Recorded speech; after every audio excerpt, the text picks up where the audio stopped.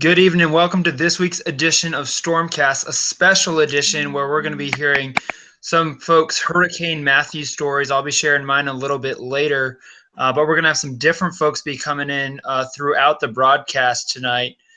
So definitely looking forward to hear. I mean, as we know, Hurricane Matthew, very devastating hurricane for much of the Bahamas, Haiti, and all the way up into the southeast coast. Our first guest with us tonight is actually a good friend of mine, Travis Harrison. He was in Myrtle Beach, South Carolina for Hurricane Matthew. I wasn't too far from you there, Travis. I was in Hardyville, South Carolina, just outside of Hilton Head. So tell us kind of play-by-play. So Yeah. what all went down there in Myrtle Beach? I mean, I saw some video come out of that area. So what was it like for you? Yeah, well, this was actually my first hurricane I've ever been through. Obviously I went to school down at Clearwater, but I was never around when one came through there, thankfully. Mm-hmm. But anyway, so this was going to be my first one, and I didn't really know what to expect or anything. And the good thing was, by the time it got to us, I think it had dropped to like a two, possibly even a one, category wise. Yeah. So it wasn't nearly as bad as it could have been. So that was good, but it was still still some good strong winds of, I believe, reached in 60, 65 miles an hour. How Uh, far inland were you at your location? I'm about uh, 15 minutes inland from the beach. Oh, okay. So you're actually not that far. Was there any flooding in that area, or what was that like? Yeah, there was quite a bit of flooding, and there still is. I mean, like, and even like the rivers and stuff are like continuing to rise and everything. But yeah, Wow. quite a bit of flooding. I actually live right by a school, and the entire parking lot was covered, and probably I think we ended up getting around 8 inches of water. Man. So flooding all the way through there. Thankfully, our house didn't flood or anything. Kind of sits up a little bit. We were okay, but there's a soccer field next to the school. The whole soccer field was underwater, and Wow. pretty crazy. Yeah, you think Myrtle Beach doesn't really get, a whole lot of hurricanes that far north. Maybe you'll think like Outer Banks or Florida. Um, but I mean, did you see a lot of people out? Do you felt like people there took it seriously or not so seriously? Yeah, I would say people took it mostly seriously. I mean, they had mandatory evacuations for Zone A, which is pretty much everybody that lives pretty much along the beach there and everything. So, got everybody that was real close, made them leave.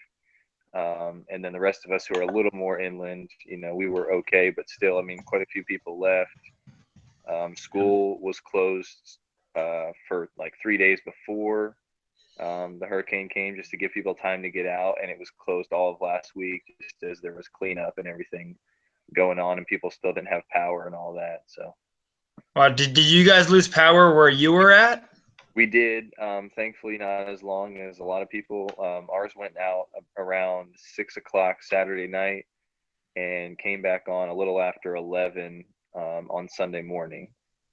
Okay, so you weren't even out for 24 hours. That's not No, bad. it was, yeah, less than 24 hours, so that was Gotcha. not too bad. So what was the scariest part of Hurricane Matthew for you where you were at? I mean, obviously this was your first hurricane, so um, what did you do to prepare and all that? I mean, obviously, Yeah, I mean, obviously made sure, we had food and water. We actually took beds, like blow up mattresses and everything. We live like right, like I said, by the school where my mom and dad work and teach. And so we're just in like a trailer. So obviously not the most sturdy thing. We've got a lot of trees around and everything. So we actually took beds over to the school, and we're going to sleep over there, hang out over there, because it's just a little fortress, and it's concrete walls, everything very secure, very safe. So we actually spent a good amount of time over there just hanging out, because um, the crazy thing was, all during the day on Saturday we got a lot of rain, everything. There was some wind, but nothing too bad. But then, like, the tail end of the hurricane came through, and that's when everything really started to pick up, and trees were blowing over. There was one about 50 feet from our trailer that blew over, and thankfully it blew the other direction. um, so we went ahead and headed over to the school. Like when things started getting a little more crazy and the wind really picked up, we wanted to make sure we weren't in the trailer. So we went over to the school, hung out there, felt a lot more safe, and just kind of waited out the storm there. Man.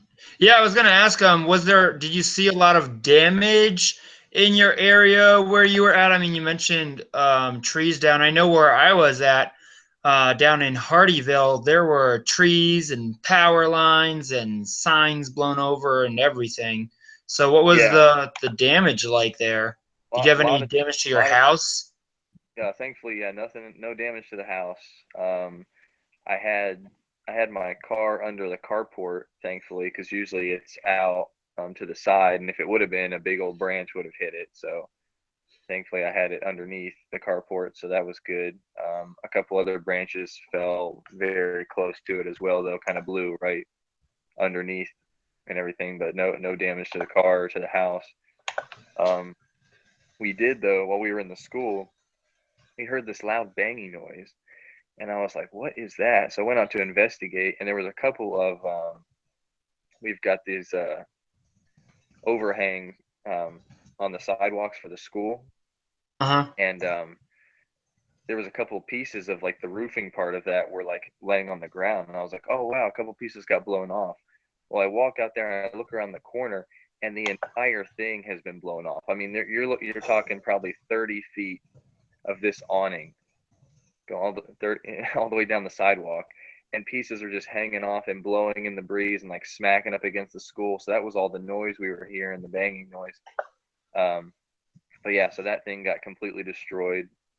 Man, There was a big old that's tree that fell down back over by the bus barn, and it hit a shed and did a little damage to that. Well, a decent amount of damage. And then I had some friends in the area, a couple they got hit, like a tree fell like on their house, not any too damaging, just knocked a lot of shingles and stuff off. gotcha. Wow. And then I was doing a lot of clearing out and stuff for people, helping them out in the coming days after that, and removing a lot of trees and stuff from people's backyards that had fallen and everything. So quite You a had a few out chainsaw? time. Yeah, I get the chainsaw going and got them all chopped up. And Yeah. dude, all the lights in town, stoplight, street lights went Mm-hmm. out, or whatever. So you had police officers at all the intersections, directing traffic because none of the lights worked for several days afterwards, and they were spending time trying to get those fixed. How long were schools out for in the area before Well, they ended up missing a week and a half because they were out Wednesday, Thursday, Friday before the hurricane, and then mm-hmm. this whole last week because, like I said, a lot of people didn't have power still for like almost the whole week, so they Wow. canceled it for Man. the whole week. So kids, yeah, have been out for quite a while. So they have to make up all those days, don't they? Probably some of them at least. I mean, I'm sure they have Yeah. something built in, that they can miss. But yeah, I wouldn't be surprised they have to go a little longer now because of that. I didn't even know. So, what part of Myrtle Beach are you in? Are you on like the south side or the north side? Like in relation to the city? I'm trying to think of because I've been to Myrtle Beach a couple Yeah, times. I guess definitely the south side because there is also like a North Myrtle Beach technically, and we're Yeah. just regular Myrtle Beach, so we're considered south. Um, oh, but another thing I wanted to touch on with the damage, there's the sand dunes at the beach, Yeah. Talk about com- storm surge for me a minute. completely Yeah. wiped out. And then there's two piers. One was hit and lost about 30 feet of the wood and stuff on the pier, but there's another one that Spring made that 2/3 of the pier were just gone, just Wow. washed off. Did you get any pictures or anything of any of the damage? Um, I I didn't. I mean, I just what I saw online. I mean, I took some video like during the hurricane while I was outside with the flooding and things like that. I did take a picture of the tree that fell over by our house. Um, Gotcha. If you share that on or have that on Facebook, just add the hashtag EWV Live and we'll share it to our Facebook page.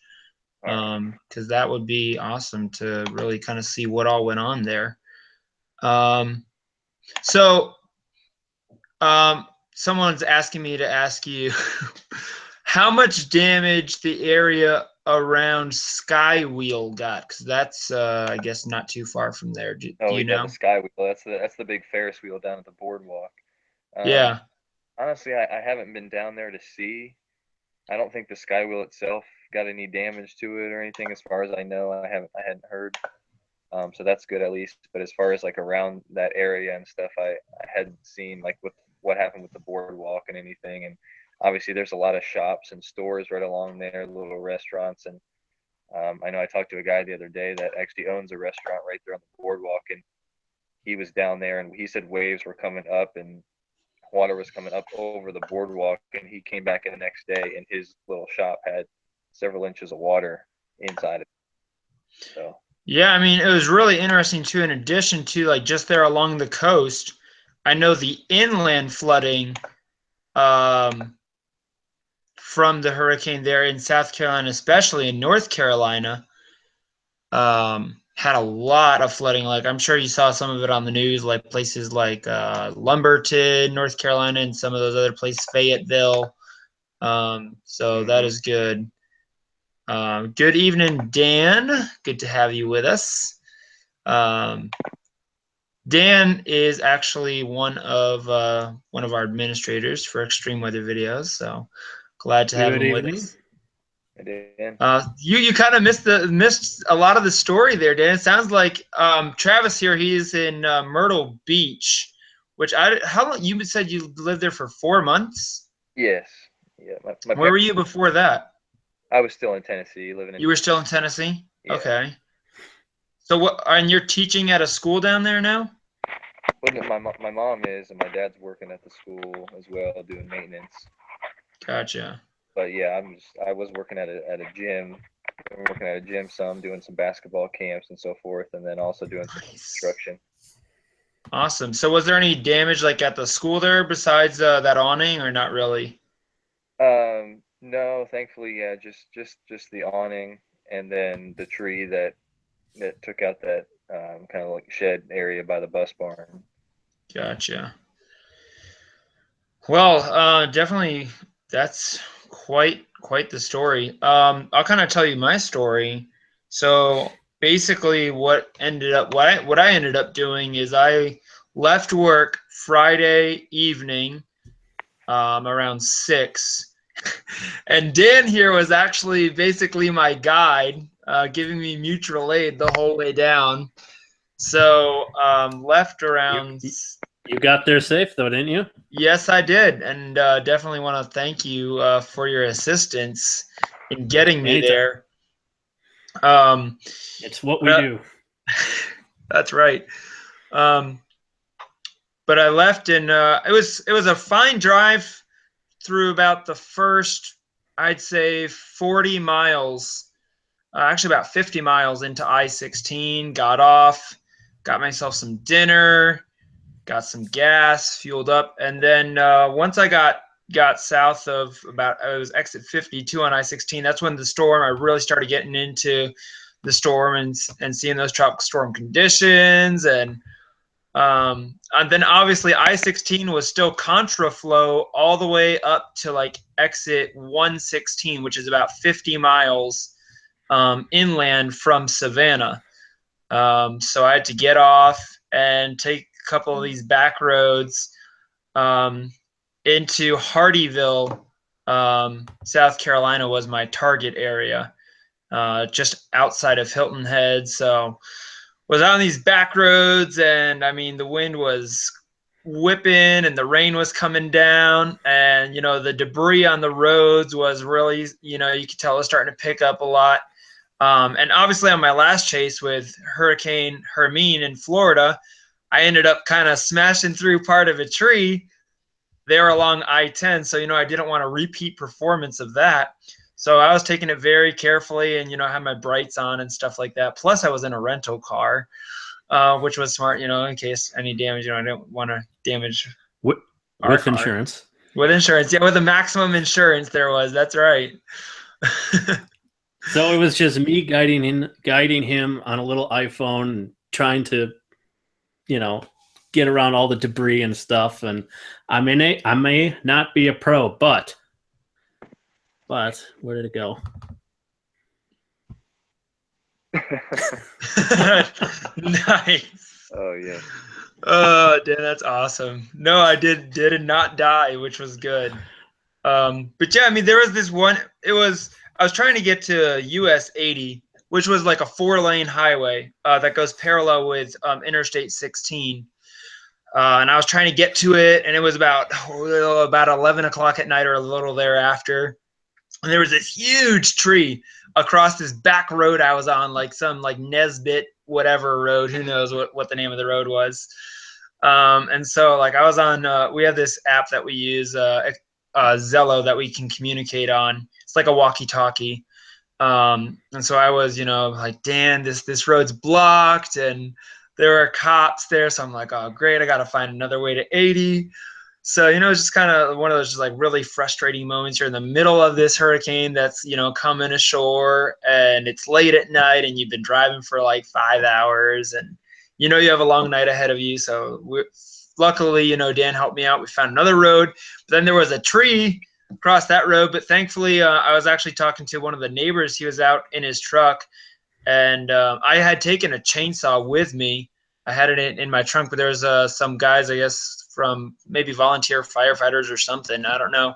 And they came with a couple of chainsaws. They had a truck and a big old chain, and I helped them saw up the tree and then wrap the chain around the trunk. And we pulled it across the road, and I was able to go on and get to 80. Then obviously, all the hotels in the area were, obviously all sold out for all the evacuees that had evacuated inland. So I'm like, okay, well, I have to find, some place that's going to be safe and above ground, because there was a flash flood warning for like the entire coastal area, because there was like over like 6 inches of rain that had fallen by that time, and flooding was already occurring. And, I had to get across the Savannah River before it started flooding.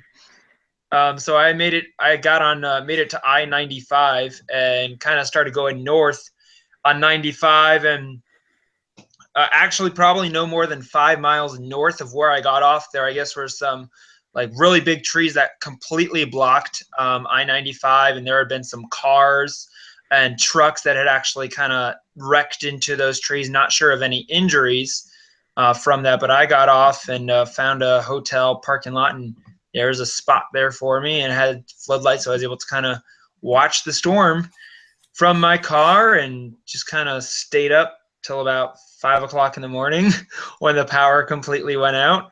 And like, I need about an hour and a half of sleep. So did that, and then I woke up around 7, had my leftover hamburger that I gotten from McDonald's the night before as breakfast. Yep. So that worked out. And then I ended up going out to kind of, the storm had kind of moved up toward Charleston, Myrtle Beach area by Saturday morning. Winds were still probably about tropical storm force, probably 40, 50 miles per hour, maybe some higher gusts. So then I went out to kind of survey some damage, and just kind of see what the area was like. And I had to, get back to get all my, because there was no cell service, because the cell towers are down, power's out, and everything like that. So I had to get to an area where I could get some cell service to get my videos uploaded to the servers and stuff like that. So I ended up making it back here to Atlanta around 4 o'clock that afternoon. I actually made a documentary of our chase. I'm not sure if you've seen it, but it is on our website, and it's also here on our YouTube page. Just look up the Hurricane Matthew documentary. It's about a 12-minute film that kind of highlights my chase from driving down to driving back. And even it was really interesting driving back. The damage path really went about 50 to 60 miles inland from the coast. I mean, I was up past where the blockade had stopped, and there were still trees down across the interstate there on I-16. So it was definitely really interesting to see how far the damage had, affected parts inland. So it was definitely something else. Obviously, having lived in Miami, you know, dealing with hurricanes, you know, it wasn't really new to me, but it was only my second time actually, you know, hurricane chasing. Um, so, but it was a pretty good chase, I'd say. So, well, I want to actually, let me see if I can. I think I can share this video here. I might be able to find it, but so Dan, I know you're up in Wisconsin. So, what was Hurricane Matthew like up there for you?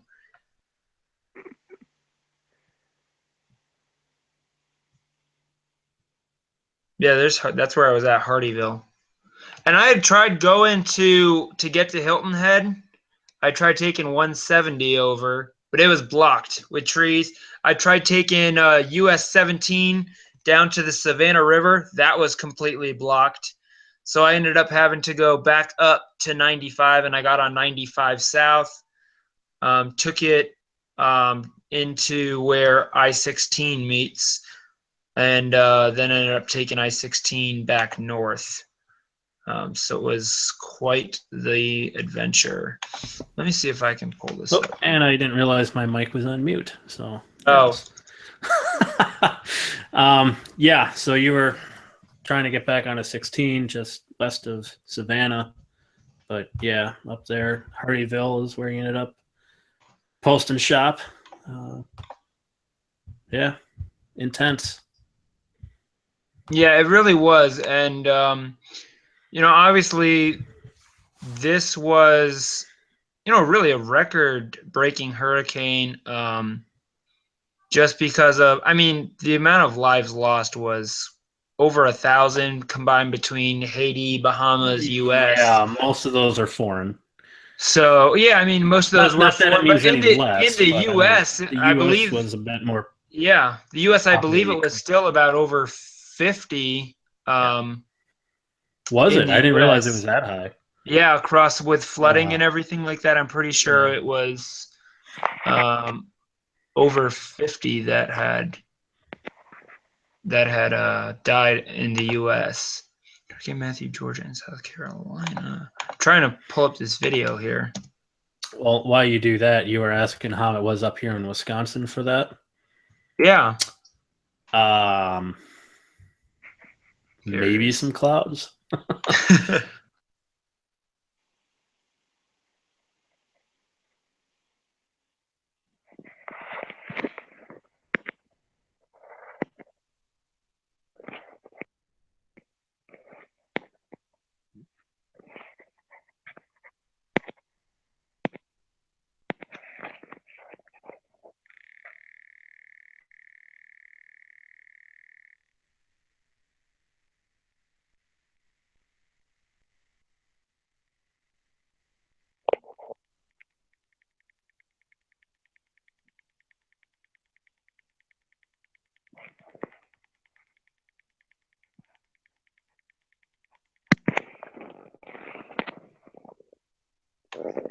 So this was that evening.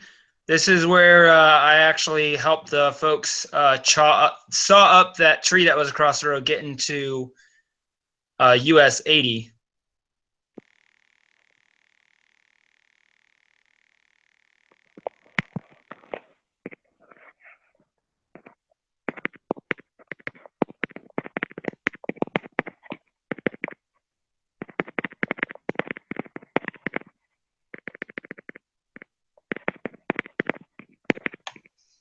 And this was when I had made it to my hotel.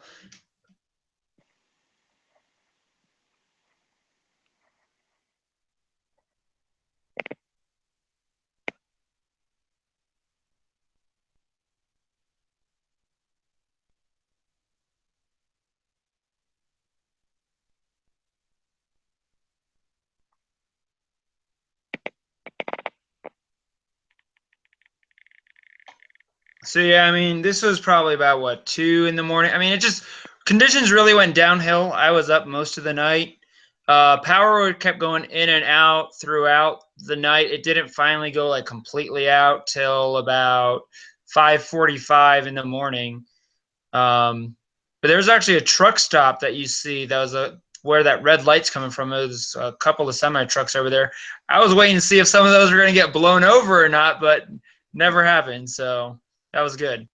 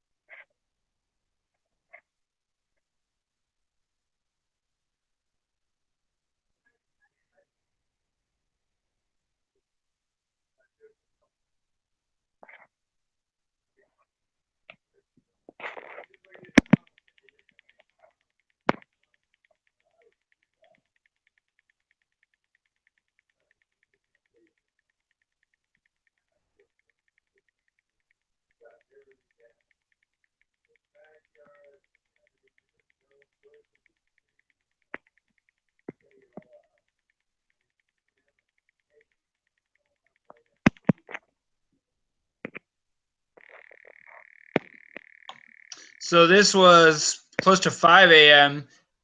Hurricane conditions clearly going on. Winds probably about 75 miles an hour at this point in time.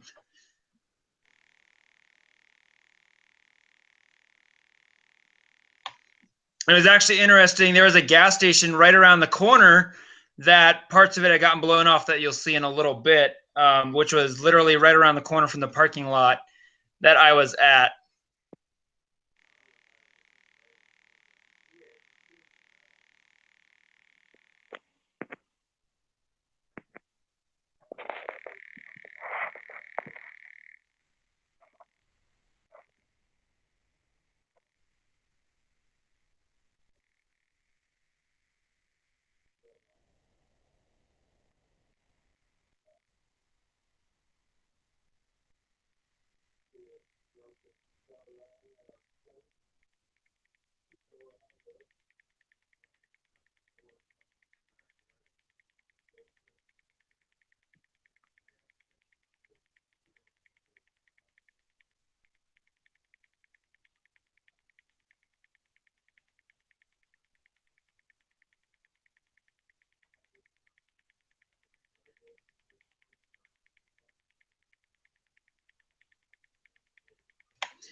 And let me just say, when it was pitch black, it was, and I was just sitting in my car. It was actually probably one of the scariest things because you don't know if something's going to be flying through the air and, hitting you or not. You can't see anything. It was definitely pretty scary.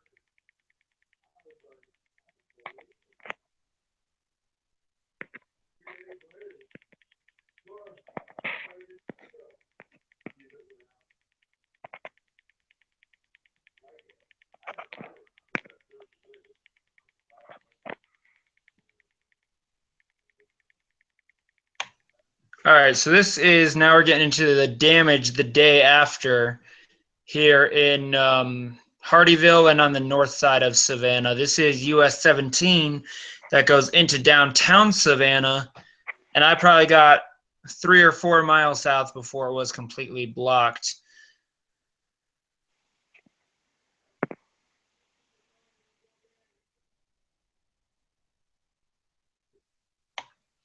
And like you had said, the flooding, it also was inland as well. I mean, shows a video of a couple of houses that had flooding, power lines down, obviously. And I'm sure near downtown Savannah, I know there was a lot of flooding across that as well. So, I mean, there's a mobile home and another house that I saw. I was like, wow, not getting out of that one for a while.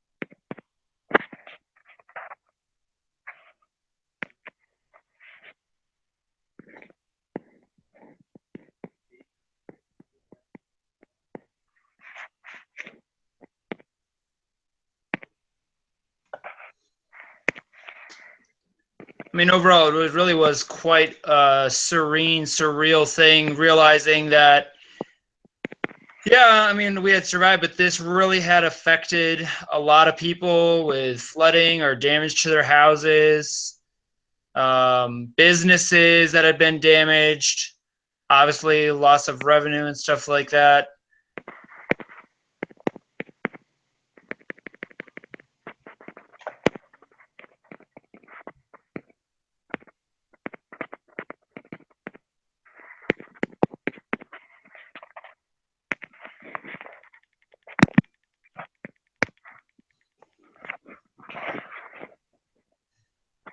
And Joey, I hashtag some of those videos in a picture that I had taken.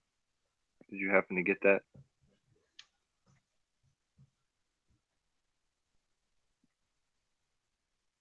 Awesome, man. I'll definitely check that out here. Right? Was that on your personal Facebook page that you had posted those? I'm assuming. Yeah. Okay, let me check those out here real quick. Oh, hold on. My video. Great. I don't want it to be on XSplit. Okay.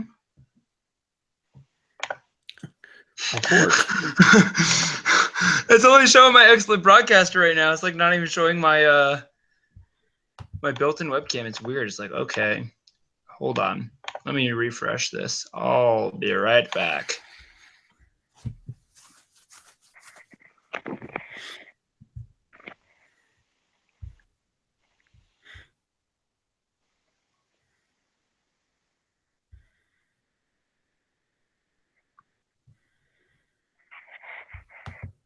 Where in Wisconsin are you at? Elkhorn. I don't know where that's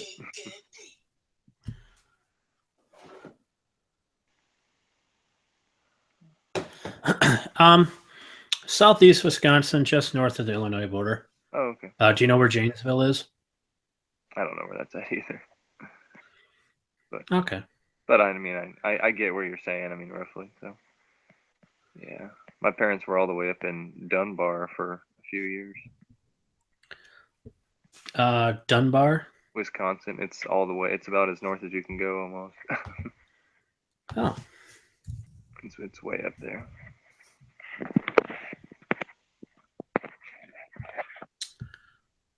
Oh yeah. Okay.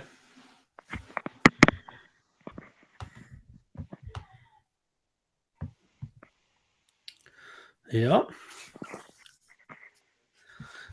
And where are you? I'm in Myrtle Beach, South Carolina. Oh, okay. Yeah. Excellent. I missed your intro, so if you said it before, that's why I didn't get it. Oh, that's all right. Yeah, we got hit a decent amount with the hurricane here.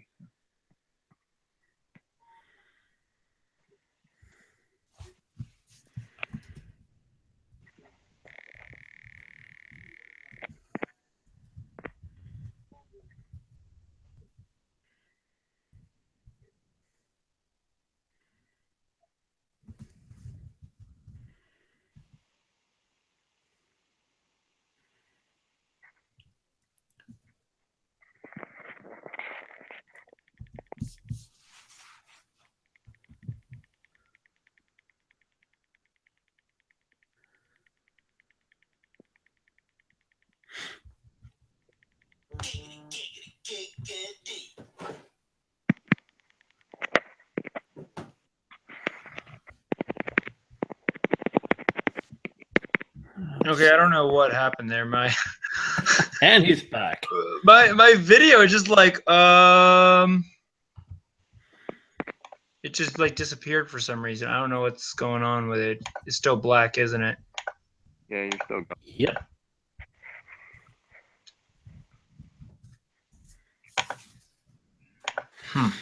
Okay, let's turn this off.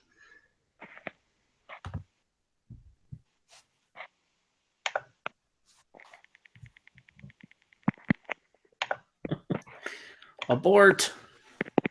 Yeah, my video is just like literally black right now.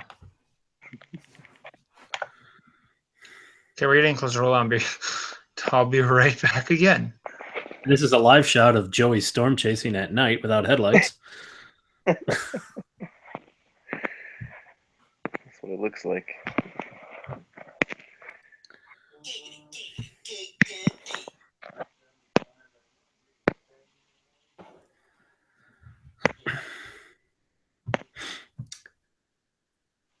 Oh, hey, All right, there we he's go. back. Woo! All right, we got this. Now my baller 33 is in witness protection. Hold on. There, now he's back. It's Travis. Just so you know, I think Jesse's actually might come in here.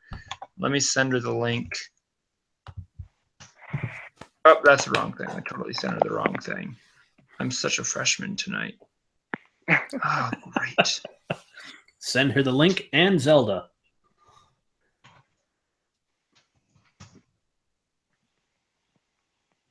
Yeah, my Google Hangouts is being weird. Like, seriously. But, yeah, so that was kind of some of the highlights from my chase. I know I was hoping Brad was going to be able to join us tonight, but I don't think he's going to. I didn't have anything to chase. It may have gotten a little cloudy around here, but that's pretty much it. Yeah, I'm sure the situation in Iowa wasn't a whole lot different either. So yeah, they got all our rain.